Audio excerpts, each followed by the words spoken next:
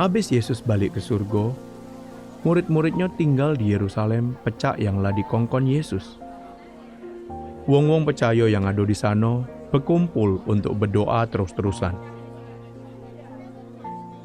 Tiap tahun, 50 hari sehabis Paskah, wong-wong Israel ngerayo ke hari yang penting yang disebut Hari Pentakosta.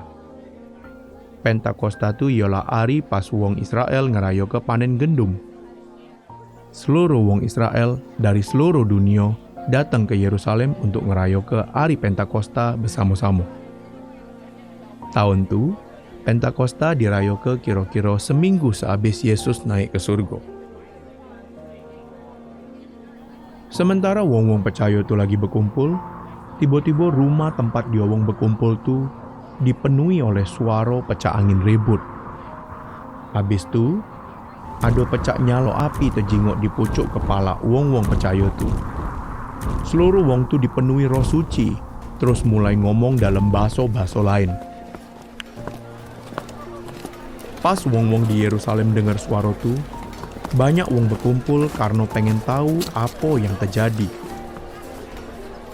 Pas dengar wong-wong percaya itu nyato ke pasal perbuatan Allah yang hebat nian, dia wong terheran-heran karena dengar seluruh omongan itu dalam bahasa daerah dia wong dewek. Beberapa wong nodo amen murid-murid Yesus tu mabok. Laju Petrus tegak terus berceramah ke dia wong. Ujinya, dengar ke aku, wong-wong ni tidak mabuk. Kejadian ni nepati pewahyuan yang lah disampaikan oleh Nabi Yoel amun Allah ngomong cak ini.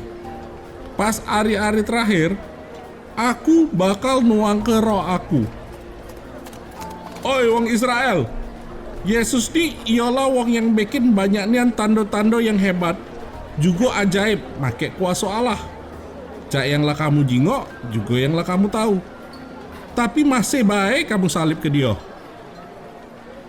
Mugolah Yesus mati, tapi Allah bangkit ke dia dari antara wong mati. Ini nih nepati pewahyuan yang tertulis cak ini.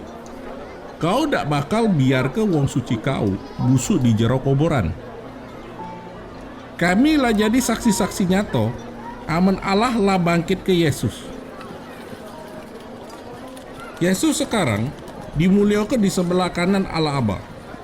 Terus Yesus juga lah ngirim Roh Suci yang lah dia janji ke.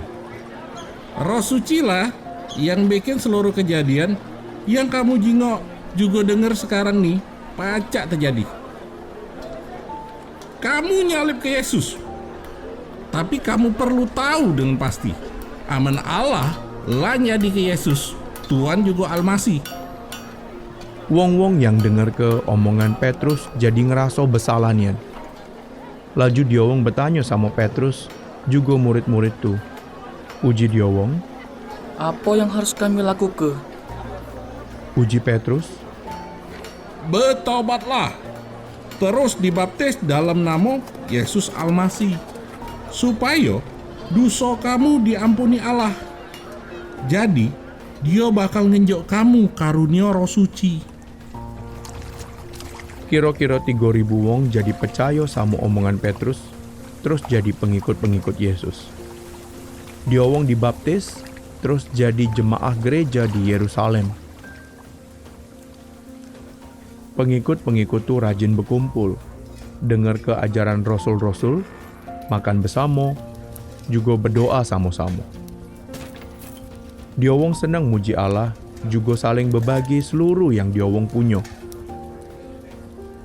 Seluruh wong senang sama pengikut-pengikut tu. Tiap hari makin banyak bae wong yang jadi percaya.